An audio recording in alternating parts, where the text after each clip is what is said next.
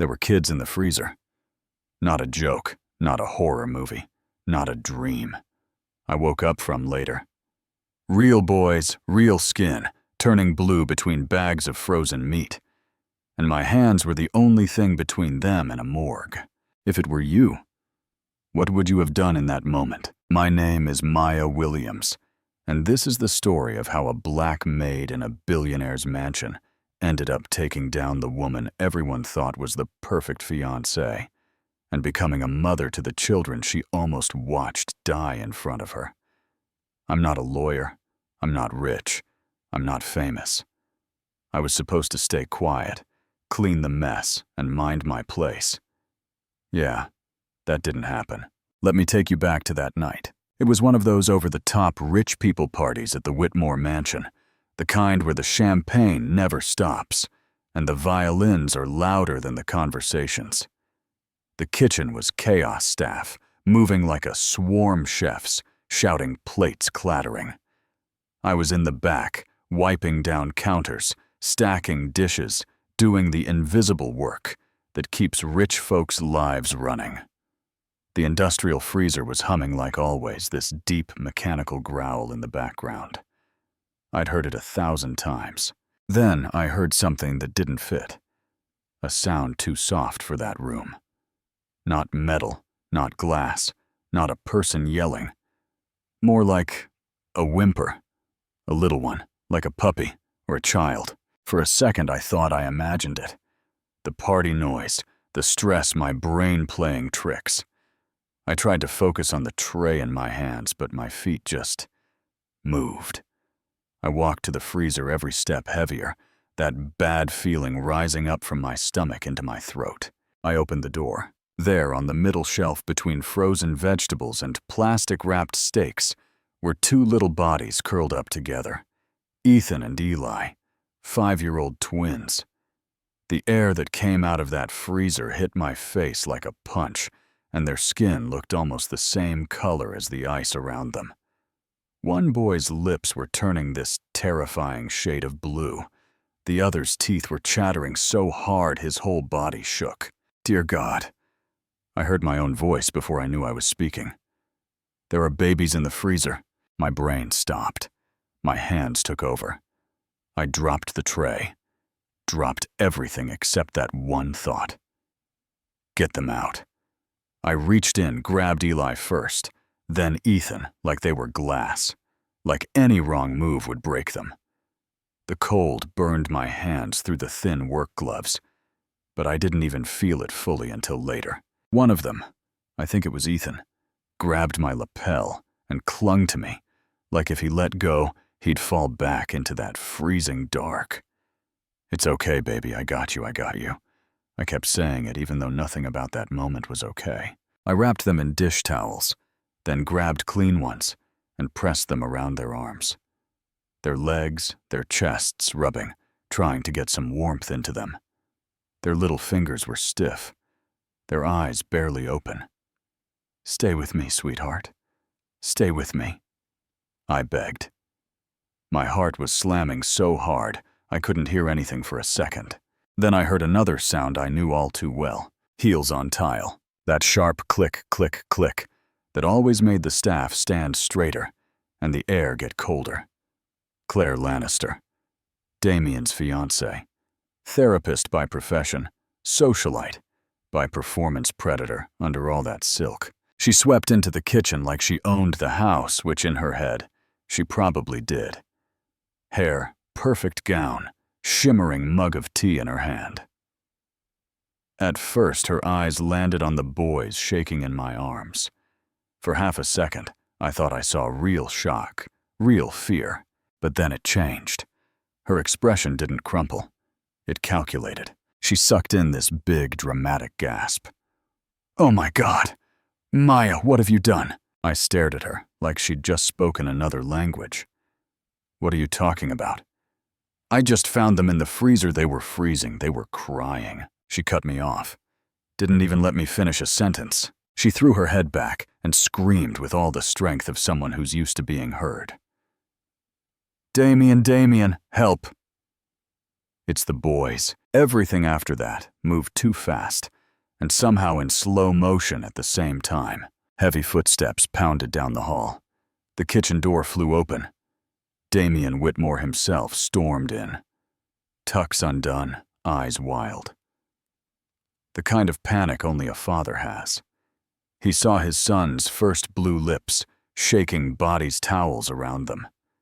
Then he saw me, the maid, holding them. Claire ran to him and grabbed his suit like she was drowning, and he was the lifeboat. "It's Maya," she sobbed into his chest, voice shaking all pretty and broken. "I found her with them." She shoved them into the freezer. I don't know how long they were in there. She hates me. She's always hated me. I think she wanted to make me look bad before the party. I swear my heart stopped. "That's not true," I said, my voice cracking. "Sir," I heard them crying. I opened the freezer. I pulled them out. "You filthy liar," Claire shrieked over me, pointing like I was a rat. "She's been insubordinate from day one, always giving me looks, always questioning me. She wanted to sabotage me, and she used your children to do it, Damian. She's sick. Now tell me if you were him. What would you do in that moment? 2 kids almost frozen, a hysterical fiancée, a black maid on her knees with his sons in her arms. Would you stop and listen? Ask questions, look closer." He didn't. He saw her. White, rich, beautiful, well-connected. He saw me, black in a uniform, just the help. And his decision wasn't hard for him at all. "You touched my children!" He roared, stepping toward me so fast I barely had time to blink. "You hurt my boys!" "I saved them," I said, or tried to, but the words barely left my mouth before his hand did. The slap snapped my head to the side so hard my vision blurred. My cheek went hot, then numb. I tasted blood. One of the twins whimpered. I scrambled to stay upright, one knee on the tile, still trying to hold on to a towel so the boys wouldn't be exposed to that freezer air. "Sir, please listen," I begged. I heard them crying. I found them in there. I pulled them out. I swear to God. "Don't you dare say her name," he snarled when I said Claire. His hand came down again, catching my lip this time. I felt the skin split. "You disgusting, worthless snake," he spat. "Who do you think you are laying a hand on my boys? I didn't hurt them." I cried. "I found them like that, she." I said, "Don't speak her name." He shouted, his face inches from mine. Breath, hot eyes wild. "You're fired. You're done. Get out of my house before I have security drag you out like the trash you are. I should have you arrested." Behind him, the twins whimpered, still shaking. I tried to reach a hand toward them, just to touch their faces one more time. Ethan's little hand came up toward mine. Then Claire leaned down between them, said something I couldn't hear. And just like that, his hand dropped. Our eyes met. His were full of fear, and guilt he shouldn't have had to carry. Claire hugged them close, pressing their faces into her designer dress, and over their heads she looked at me and smirked. Just a tiny flicker. Victory. Security didn't have to drag me out. My legs carried me somehow. My pride stayed on the floor with the broken glass and blood droplets. I stumbled out of that mansion down the long driveway, past the shining cars and the glowing windows, past the music and laughter and clinking of champagne. The cold wind slapped my busted cheek and whipped my uniform around my legs. At the gate, I stopped. I turned back and looked at that house, towering and beautiful and rotten on the inside. Under my breath, with blood on my lip and my cheek burning, I whispered, "This is not over. I will come back for them. I swear it on my life." That was the moment I stopped being just the maid. I didn't know it yet, but that was the start of a war. Stick around because what happened next will blow your mind. The rain started right as I got shoved from that property. Cold, steady, relentless. by the time I dragged myself back to my tiny studio in East Hartford. I was soaked through. I sat in the dark, pressing a warm rag to my face, replaying everything over and over. The slap, the freezer, the smirk. Why didn't he even hesitate? Why did my word weigh nothing next to hers? I knew why. I was a maid. I was black. She was white rich and knew exactly how to cry on cue. He trusted her more than he trusted his own eyes. That realization hurt worse than my bruises. I could have gone to bed, tried to forget, looked for another job, cleaning messes for some other family. That's what most of us do, you know what I mean? We survive. We keep our heads down. We swallow it. But every time I closed my eyes, I saw those boys shivering between bags of ice. I heard their teeth chattering. I smelled the freezer, so I did something small that turned out to be everything. I grabbed this old spiral notebook I used for grocery lists and budgeting, sat at my little table and wrote at the top of the page, day 1 and after the freezer. Then I poured my memory out onto that paper.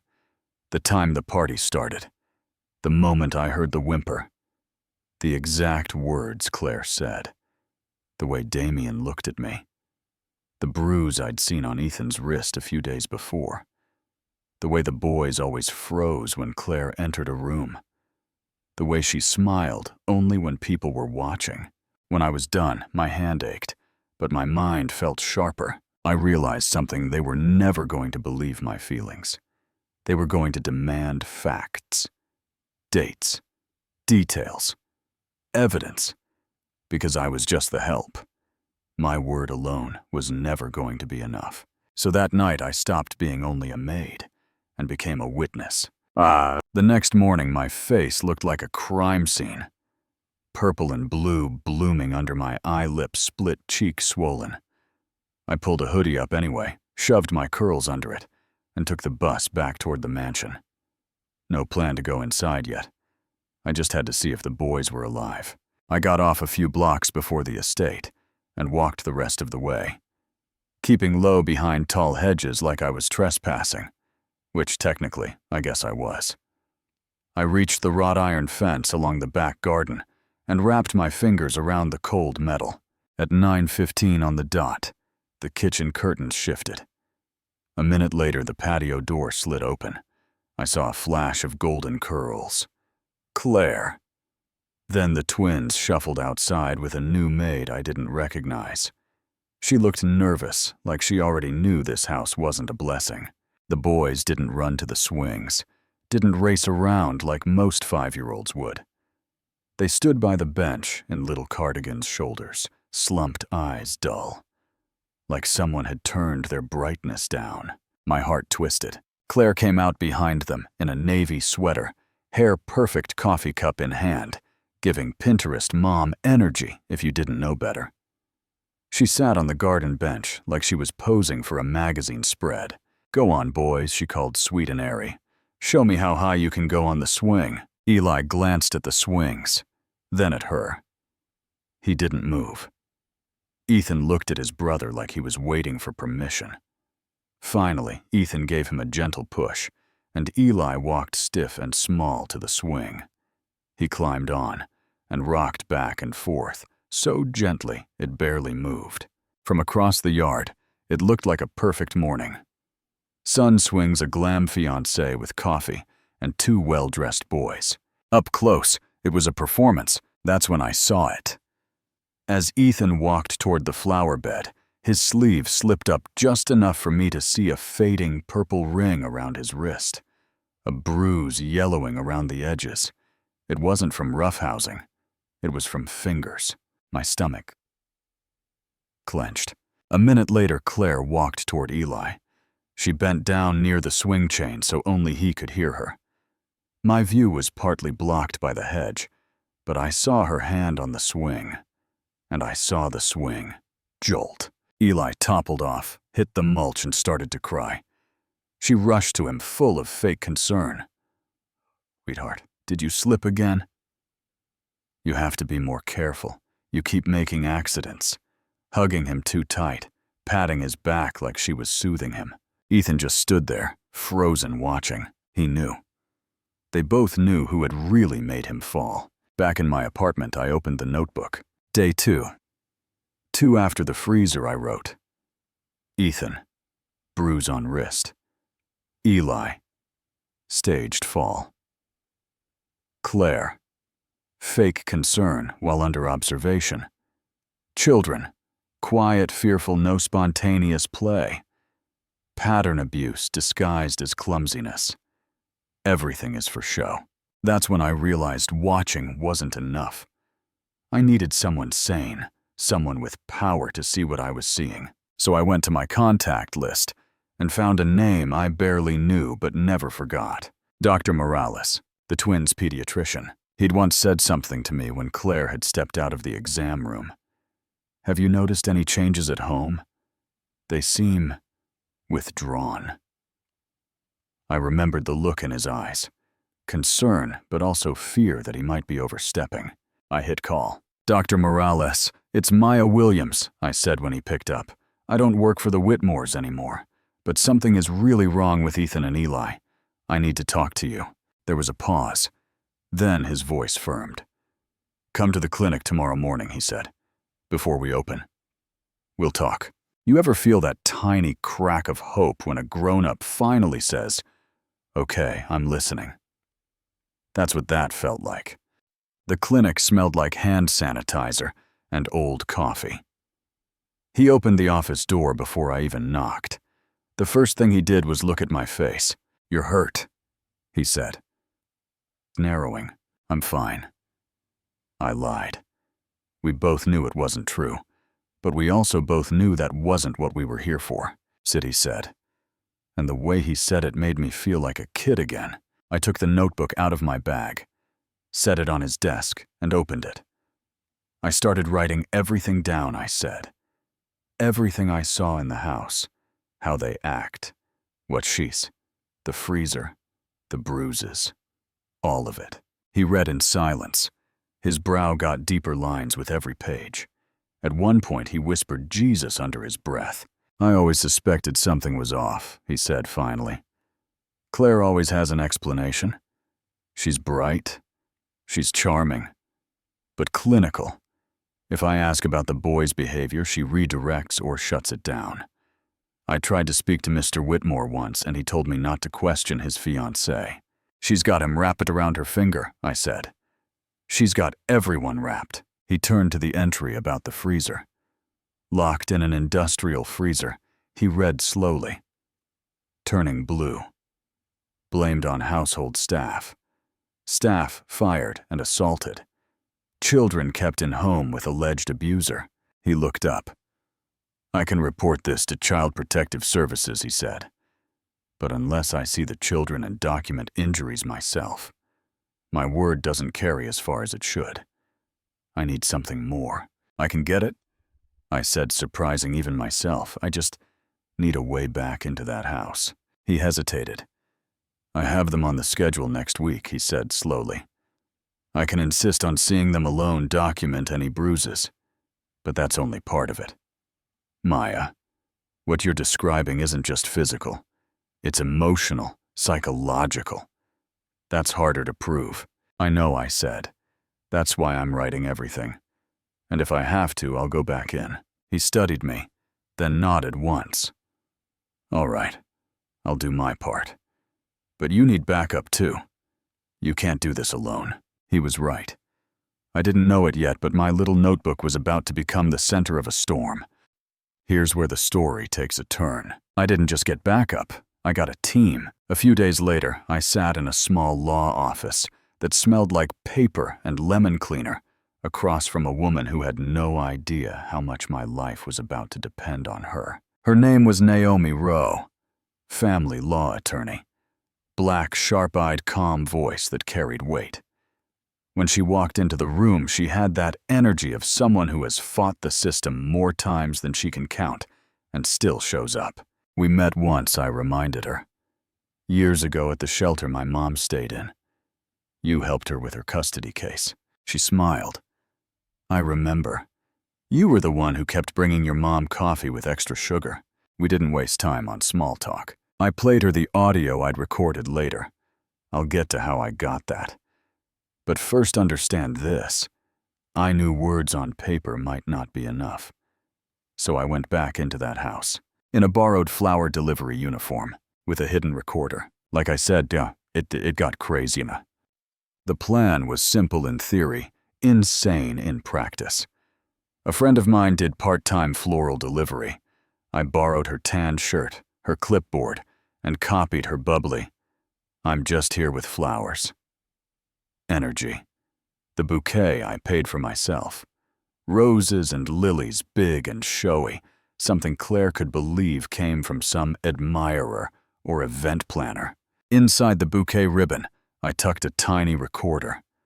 Light no bigger than a freckle. Battery fully charged. I practiced turning it on and off in my pocket until I could do it without looking. When I walked up to that gate, my heart was pounding so loud I could feel it in my fingertips. I pressed the call button. "Yes," a young woman said. "Probably the new maid." "Hi," I chirped, making my voice higher and lighter. "Delivery for Claire Lannister from Wedgwood Floral. It's urgent, time sensitive." A pause. A click. The gate opened. Just like that. The house that had thrown me out opened its door to me again. The new maid let me in, rubbing her hands on her apron. "She's out right now," she said. "You can leave them in the foyer." "Perfect," I smiled. "Of course no signature needed," I said like I had done this every day of my life. The house looked the same. Too clean, too quiet, like a museum where nobody laughs. I walked down the staff hallway, past framed photographs of Damien, shaking hands with powerful men, past staged family photos, where the boys already looked dim inside their own eyes. I moved quick but not suspiciously up the back stairs to the twins' room, pressed my ear to the door. Silence. I cracked it open. Empty. 2 small beds made perfectly. Toys lined up like soldiers. No mess, no crayons, no sign that kids actually lived there. I slipped under the table, pressed the recorder up under the wooden lip, and stuck it there with tape. Clicked it on. The light blinked, then stayed solid. Step 1 done. Back downstairs, the maid leaned in the foyer archway. "Need me to sign anything?" she asked. "All good," I said. "Just a drop and go." She opened the front door. As I stepped through, I let a hairpin slide from my fingers into the doorframe, keeping it from fully latching. Just in case. I was halfway down the front steps when it happened. "No, please don't," a child's voice. Muffled, but clear. The maid didn't even flinch. Maybe she'd learned to tune it out. Maybe she thought it was normal. Maybe she knew exactly what it was. And didn't want to know more. I knew. My feet moved before my brain could ruin it with fear. I slipped back inside the door, still slightly open, thanks to that pin. Up the back stairs, down the narrow hallway that led to what used to be Isabel's yoga room. Now the heavy curtains were drawn, the door barely open. I pressed myself to the wall and peered through the crack. Claire stood in front of a small desk, her back partially to me. In front of her, Eli. His face was red and wet. She had his wrist in her hand, gripping too tight. "You embarrassed me," she hissed, voice low and controlled. "You made Daddy worry. And when Daddy worries, he gets angry. Do you want that?" He shook his head so fast his hair bounced. She let go of his wrist, turned to a small cooler on the table and opened it. Ice. She scooped it into a towel, turned back to him, and pressed it into his hands. "Now hold this on your face," she said. The sweetness back in her tone, or the swelling will make you look guilty. I slapped my hand over my mouth to keep from making a sound. This woman wasn't just hurting them. She was coaching them how to hide the evidence. I must have shifted my weight because the floorboard under my foot let out the tiniest creak. Her head snapped toward the door. "Who's there?" she snapped. Her voice was sharp enough to cut glass. I ran. Down the hall around the corner, heart pounding in my throat. Somewhere behind me, I heard a man's voice. "Hey, is someone upstairs? Security." Down the back stairs, through the kitchen, into the foyer. I yanked the front door open, thank God for that pin, and sprinted down the driveway, bouquet bag bouncing against my hip, lungs burning. By the time I reached the street, I was shaking so hard, I had to crouch behind a parked car to catch my breath. My hand went straight to my pocket. The recorder. I hit stop. Then play. "You embarrassed me. You make Daddy worry. And when Daddy worries, he gets angry. Do you want that? Now hold this on your face." Eli's little sobs in the background. I started laughing and crying at the same time right there on the sidewalk like a crazy person, because for the first time in this whole nightmare, I had something nobody could spin away with a pretty story. Proof. That's the recording I played for Naomi in her office that day. She listened all the way through without saying a word, just staring at the wall, like she was watching a movie she'd seen before, but couldn't stop. When it ended, she took a breath. "All right," she said. "Here's what we're going to do." We turned my notebook, Dr. Morales' notes, the recording, and every small detail into a case file. She helped me write a sworn affidavit. She printed transcripts. She explained how we'd need to maintain a clean chain of custody for that audio, so no one could claim it had been doctored. Then she called someone else. Ben. You ever meet someone and instantly know they're not impressed by money? That's Ben, former social worker turned private child welfare investigator.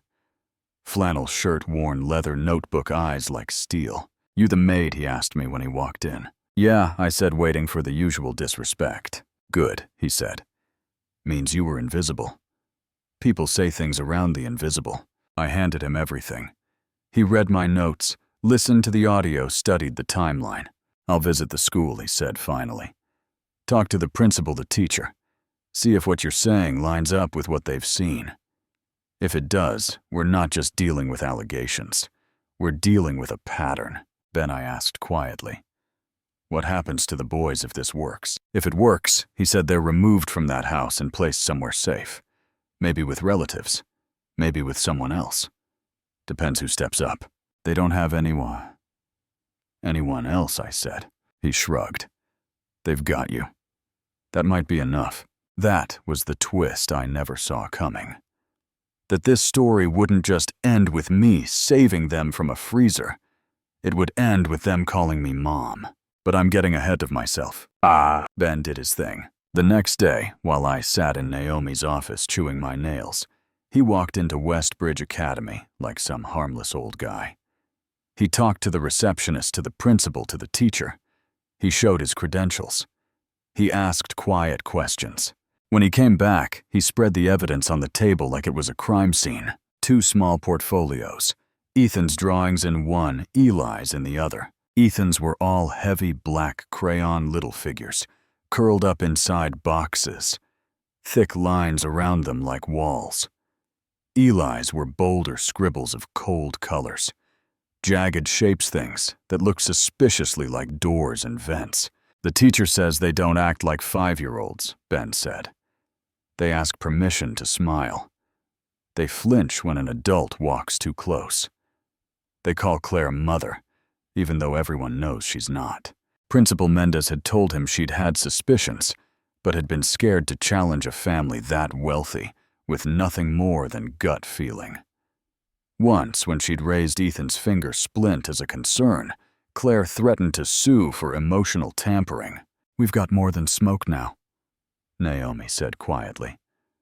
"We've got fire. We didn't just call CPS like regular folks and hope for the best. We went through a child advocacy group Naomi worked with to make sure the report didn't get lost on some overworked desk. That's how we got Dana Walsh, CPS investigator, mid-30s.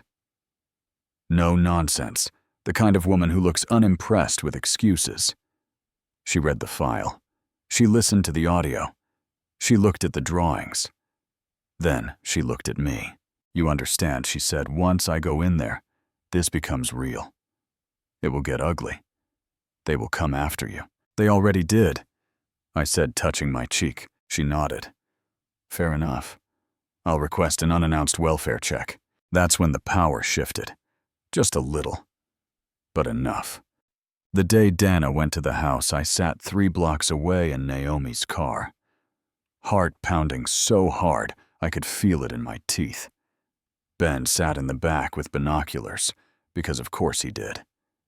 Naomi's phone was on the console screen, up open to Dana's text thread. At 11:03, a green sedan pulled up to the gate. Dana stepped out in a dark coat, flashed her badge at the little camera, and waited. The gate opened. She went in. We waited. 5 minutes. 10. 15. Why isn't she out? I whispered. What if Claire convinced her it's nothing? What if the boys were too scared to talk? What if Naomi's phone buzzed?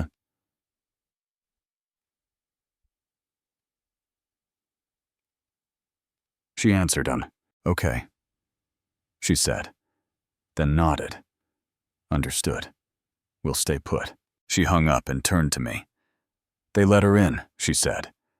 Claire tried to stall her, but Dana insisted. She's with the boys alone right now. Back in that house, Ethan and Eli sat side by side on a white couch in the living room, hands in their laps, little legs dangling. Claire hovered in the doorway like a shadow. I'll need to speak with them alone, Dana said. Turning to her, they're only 5, Claire protested. You can't expect. I can. And I do, Dana said. Unless you'd rather I come back with a police escort. Claire's mask slipped for half a second, then snapped back on. Of course, she said tightly. 10 minutes. The door closed. Dana knelt so she was eye level with the boys. Her voice softened. Hey, she said. I'm Dana. I'm not here to get you in trouble. I'm here to make sure you're okay. I want to ask you a couple questions, and you can say as much or as little as you want, all right? They glanced at each other, then back at her. I've seen your drawings, she said. I've heard some things from someone who cares about you a lot. Ethan's head snapped up. Maya, he whispered. Dana smiled. Yeah, she said. Maya didn't leave you. She's been trying to help you every day. Eli's lip trembled. She's not gone. She's not gone, Dana said. And she's the reason I'm here. Dana didn't push. She didn't grill. She just asked careful questions. Has anyone ever locked you somewhere cold? She asked. A long silence. Then Eli whispered, the freezer. Does Claire ever hurt you? She asked. Ethan nodded. Do you feel safe here? She asked. 2 very small heads shook no. Do you want to go somewhere safe? Dana asked. Just for a little while. Somewhere she can't decide if you eat, sleep, or speak. They both nodded this time, without looking at each other. Decision made. Out in the car, every second felt like an hour. Then in the binoculars. Gates opening, he said. We watched as Dana's sedan rolled out. In the back seat, 2 little heads with curls. Little faces pressed to the window. I couldn't breathe. Naomi's phone buzzed again. She read the text. Emergency order signed, she said. Boys removed from home. Maya can see them soon. I broke. Right there in that passenger seat, I sobbed in a way I didn't even know my body could. Relief, grief, rage. Everything all tangled. For the first time since that freezer, they weren't under her roof. But the story didn't end there. It actually got louder, because someone leaked the audio. And the internet did what the system refused to do. At first paid attention. The headlines hit like a wave. My phone wouldn't stop buzzing. Abuse audio from billionaire's home goes viral. Whitmore twins removed from fiancé's care after chilling recording.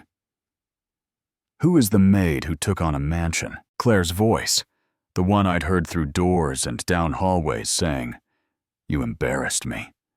You make Daddy worry. When Daddy worries, he gets angry, was now being replayed on news channels and TikToks and podcasts I'd never heard of. By 9 a.m., she was trending. By 9:15, her publicist had resigned. By 9:30, The front of the Whitmore estate was a circus of cameras and microphones, reporters shouting her name like she owed them a quote. And me, I was sitting in Naomi's office wearing the same jeans and sweatshirt I always wore, watching strangers argue about my life. Some called me a hero. Some called me a liar. Some said I'd destroyed a good man's reputation. Some said I was trying to get the bag that I wanted a payout. You know how the internet is. Some people will twist anything. Naomi scrolled unimpressed. They all want interviews, she said. Morning shows, talk shows, true crime channels. They're calling you the maid who wouldn't stay quiet. I didn't do this for clout, I said. I did it because 2 kids were freezing in a box. I know, she said. But listen, this coverage is a shield now. Claire and her people can't bury you in some random countersuit while nobody's watching. The public eye is on this. Use it. Then she flipped her phone around and showed me something. Someone had posted my old staff ID picture. My curls frizzy, my smile tired, my eyes not yet holding this storm, with words over it. This woman risked everything to protect kids who weren't even hers. Be like Maya. I sat there staring at my own face. I didn't feel like a hero. I felt like someone who had just barely kept 2 little boys alive long enough for the adults to finally pay attention. But the noise, it helped, because when we walked into family court a few days later for the custody hearing, we weren't facing a quiet system anymore. We were walking into a room where everybody already knew something about this case, and that changes things, for better and for worse. Family court is not glamorous. Fluorescent lights, tired chairs. People who have been fighting over kids and homes and money for months, sometimes years. This isn't the TV drama courtroom. This is gray walls and exhausted clerks. Judge Margot Bellinger presided over our hearing. Black woman, 60s hair pulled back, eyes that saw straight through nonsense. I liked her the second she said, "We are here for the children, not for anybody's reputation." On one side sat CPS agent Dana Ben, with his notebook, Naomi with her files, and me. On the other side, Claire in a soft gray dress, makeup toned down hair, in a demure bun, flanked by 3 lawyers, who probably bill more per hour than I made in a month. Damien wasn't there. Big surprise. Donna testified first. She described what she saw. The boys' flat effect, their fear, their answers, the freezer, the bruises, the drawings, the way Claire reacted when she pushed for privacy. Then the recording was entered into evidence. Has this been authenticated? Judge Bellinger asked. Yes, Your Honor, Naomi said. Forensically reviewed, confirmed, unaltered. They played it. Claire's voice filled that beige courtroom dripping with cruelty. You embarrassed me. You make Daddy worry. And when Daddy worries, he gets angry. Now hold this on your face so the swelling doesn't make you look guilty. People in the back gasped. Even the court reporter looked shaken. Then it was my turn. I stood up, and my legs felt like they were made of rubber. I raised my right hand, swore to tell the truth, and sat down at the witness stand. My fingers gripped the edge so hard my knuckles went white. Naomi guided me through it gently. My name is Maya Williams, I said. I worked as a maid in the Whitmore home. I told them about the freezer, the slap, the firing, the days watching from the fence, the bruise on Ethan's wrist, the fake performances in the garden, the notebook, Dr. Morales, the flower delivery, the recording, the way Eli looked at me like I'd left him behind. Why did you keep going back? Naomi asked. Because they didn't have anyone else who was going to speak for them, I said. Because I couldn't live with myself if I walked away. Why did you record Miss Lannister? She asked. Because my word alone wasn't going to be enough, I said. I'm the maid. She's the fiancée. If it came down to, she said, I knew who people would believe. I needed proof that spoke louder than my uniform. And what do you want now? Naomi asked. Everything got quiet. I looked at the judge. I want those boys to be safe, I said. I want her nowhere near them. And if the court thinks I'm fit, I want to take care of them. Not as their maid, as their guardian, as their mom if they'll have me. There was a murmur in the courtroom. Claire's attorney scoffed. She wants custody, he said, like I'd just asked to buy the moon. Judge Bellinger shut him down with one look. You'll get your turn, counselor, she said. Then she turned to Claire. Miss Lannister, would you like to respond? Claire stood slowly, hands folded, picture of poise. The tears in her eyes looked perfect, of course. All of this has been twisted, she said. That audio is out of context. I was under stress. I love those boys. Damien is absent most of the time. I've been the one raising them. Maya was fired for misconduct, and now she's seeking attention. She's turned my fiancé against me and poisoned the boys against me. Do you deny that the children were locked in a freezer under your supervision? The judge asked. I deny intentionally doing so, Claire said, choosing her words carefully. It was a game hide and seek. They knew how to get out. It was only for a minute or two. And anyway, nothing happened. Nothing happened. 2 boys turning blue, and in her mind, nothing happened. And as for custody, she added. Glancing at me with pure contempt, my fiancé would never want his sons raised by someone like her. She's a maid. She doesn't understand our world. She's using them to get a better life. There it was. The quiet part said out loud. Judge Bellinger leaned back, thinking. Then she leaned forward again. After reviewing the evidence, she said this court rules as follows. Temporary custody of Ethan and Eli Whitmore is awarded to Maya Williams, effective immediately. Miss Lannister is prohibited from contact pending full investigation. Mr. Whitmore will be subpoenaed to address his failure to protect his children. The priority of this court is the safety and well-being of these boys, not the comfort of adults. Court is adjourned. The gavel came down. My whole body went light. I didn't jump up and cheer. I didn't even smile at first. I just sat there, trying to absorb the fact that a judge had said those boys' names and my name in the same breath, in that way, not as employer and maid, as children and caregiver. Do you think that's fair? That it took audio drawings, multiple professionals, a viral storm, and a full courtroom to believe what a maid said was happening in the house she cleaned every day. I genuinely want to know what you think. Bringing Ethan and Eli to my tiny apartment for the first time felt like bringing royalty into a 1-bedroom castle with peeling paint. Is this where you live? Ethan asked quietly, clutching his little backpack. Yeah, I said. It's not a mansion, but it's ours. And it's safe. The walls were beige. The floor squeaked in random spots. The kitchen was small. The beds were 2 borrowed twin mattresses pushed together in my bedroom because they refused to sleep apart. Not yet. We didn't have a playroom or a swing set or a piano. What we had was something they'd never really had before. Freedom. It didn't show up all at once. The first week they apologized for everything. For spilling water. For leaving a toy on the couch. For laughing too loud. For having nightmares. Sorry, I'm sorry, they said on repeat and shaking. You don't have to apologize for existing. I told them over and over.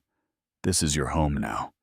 You're allowed to be kids here. Our life became a mix of healing and paperwork. CPS visits, home inspections, background checks, therapy appointments, school enrollments. Naomi came over with stacks of forms, and also with cornbread and blankets. Ben dropped off referrals for kid trauma specialists. Dana checked in with resources and stern warnings about following every rule so the court couldn't use anything against me. One night after I'd tucked them in, my phone buzzed. Damien. I stared at the name for a long time before answering. Maya, he said. His voice sounded older. I saw the reports, the audio, the drawings. I saw everything they'd kept from me. I was blind. No, I said, my voice flat. You weren't blind. You didn't want to look. He didn't argue. Where are my sons? He asked. In a safe place, Dead. And for once that place is not your house. He swallowed. I could hear it. I signed a declaration today, he said. I revoked all claims to shared custody with Claire. I submitted a statement supporting your petition. I set up a fund for their education, counseling, whatever they need. No strings attached. Good, I said. That's the least you can do. I want to make this right, he said. I know I can't undo what I let happen, but maybe someday, if they want, I could be part of their lives again. On your terms. We'll see, I said. You can start with letters, stories about their mother. Actual truth, not the version Claire fed them. A few days later, an envelope arrived. Inside were photos of Isabel, the twins' late mom, painting in a sunlit room, holding the boys as toddlers, laughing in the snow. Is that Mommy? Eli whispered, fingers trembling as he traced her face. Yeah, I said. That's your mom. She loved you very much. Do you think she'd like you? Ethan asked. Looking up at me, I swallowed the lump in my throat. I hope so, I said. I think she'd pick you, he said, and then hugged my waist. I had to step into the kitchen so they wouldn't see me cry. Claire didn't stop. Of course she didn't. She hired new lawyers. She filed motions for supervised visitation. She claimed I'd turned the boys against her and manipulated their memories. She demanded access to their therapy records. We ended up in another courtroom. This one smaller, darker, in front of a judge named Pine, who didn't have Bellinger's clear eyes. He looked overworked, underpaid, and too used to rich people's nonsense. Her lawyer argued she deserved a chance to rebuild the bond. Naomi laid out the psychological evaluations that said her presence would re-traumatize them. Judge Pine finally looked at me. Miss Williams, he said. Do you have anything you want to say? I stood up slowly. I don't care about her lawyers, I said. I don't care about her money. I care about Ethan and Eli. I was there when nobody was looking. I saw the bruises. I found them in that freezer.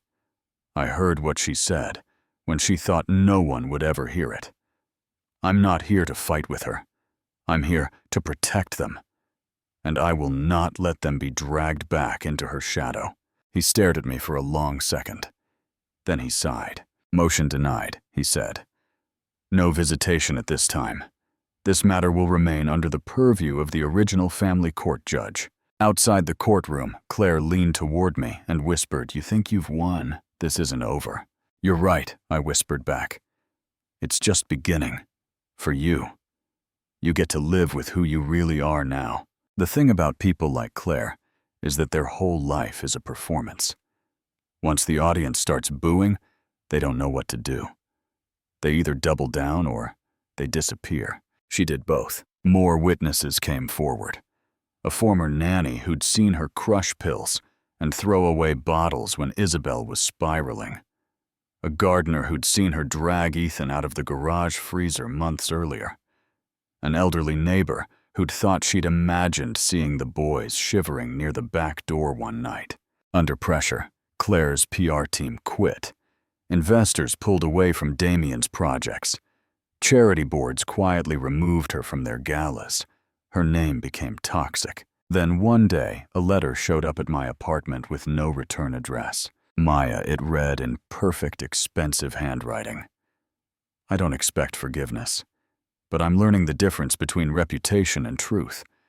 You won that day, not because you destroyed me, but because you didn't become me. I am leaving the country for now. You don't need to fear me anymore, but I will always remember the moment I lost, when the boys cried for you, not me. I read it twice. My hands shook, but not with fear, with anger. Then I tore it into tiny pieces and dropped them in the trash. Her words had controlled too many things for too long. They weren't going to control my peace. Life slowly turned from crisis to life. The boys settled into their routines. School, therapy, cartoons. We had nights where nobody woke up screaming. We had mornings where they argued over cereal instead of walking on eggshells. We had afternoons in a community garden behind a local center where Naomi had helped start a program for foster families. We called it Maya's Garden as a joke at first after someone painted it on a sign. It stuck. "Why are we planting these now?" Eli asked one chilly afternoon as he held sunflower seeds in his palm. "Because," I said, pushing back the soil with my fingers, "they'll grow when the sun is ready to keep them warm. Like us." Ethan asked, eyes serious. "Exactly like us," I said. "We put down roots, literal and otherwise." Naomi came for Thanksgiving that year, carrying cornbread and sparkling cider. Ben showed up with store-bought pie and jokes. The boys insisted on saying grace themselves. "Thank you for pancakes," Eli said. "Thank you for Auntie Naomi's magic bread," Ethan added. "Thank you for Mr. Ben's funny jacket. Thank you that the freezer is empty." We laughed and cried at the same time. Later that night, after they were asleep, Naomi looked at me across my tiny table, piled with dirty plates, and said, "You know they're going to ask you to speak right." To who I asked, "Anyone who works with kids." She said, "Social workers, teachers, judges, people who need to hear this from someone who lived it." I resisted at first. I'm not a stage person. I'm a behind-the-scenes scrub the floor, clean the mess person. But then I thought about all the Mayas out there, right now standing in kitchens, hearing kids cry from behind closed doors, being told not to cause trouble. So when a statewide child welfare conference reached out and asked if I'd share my story, I said yes. "I'm not a professional speaker," I told them. "Good," they said. "We have enough of those." The day of the conference, I almost backed out. My hands were sweaty, my heart pounding. Naomi squeezed my shoulder backstage. "You're not here to entertain them," she said. "You're here to tell the truth." That's it. I walked out onto that stage. The applause was polite, curious, not wild. "My name is Maya Williams," I said into the mic. "I'm not a lawyer. I'm not a CEO. I was a maid, and I watched two little boys almost freeze to death in front of me, while their father believed the woman who put them there. You could feel the room change. I told them the story I'm telling you now. The freezer, the bruises, the notebook, the recording, the judges, the way the system only started moving fast when the audio went viral and the internet put a spotlight on it. "I want you to hear this from me," I told them. "The person in the room with the least power often sees the most truth. The maid, the bus driver, the cafeteria worker, the teacher's aide. When they say, 'Something's wrong with that kid,' believe them. Don't wait for a recording. Don't wait until it trends." I looked out at the crowd and saw people crying, nodding, looking down at their hands, like they'd missed something once. "Justice doesn't start in a courtroom," I said. "It starts in the moment someone decides not to look away." The applause was louder this time. But again, that's not what stuck with me. It was the line of people afterward telling me their own stories. My niece tried to tell us, and we didn't listen. I had a student like Ethan once. I didn't push hard enough. I'm in the middle of a case just like this. That's when I knew this story wasn't just about a billionaire's house. It was about every place where money and image and silence matter more than a child's safety. You're probably wondering about Damien. He didn't go to jail. Not yet, anyway. The system rarely works that cleanly. He did, however, lose a lot. Financially. Publicly. Internally. A while after the adoption was finalized.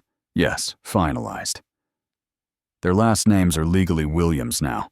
He showed up at my apartment building unannounced. I saw him through the peephole just standing there, in jeans and a hoodie. No bodyguards, no suit looking.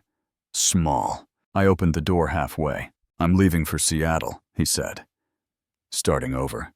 Selling my share of the company, stepping down from a few boards. Doing the therapy I should have done years ago.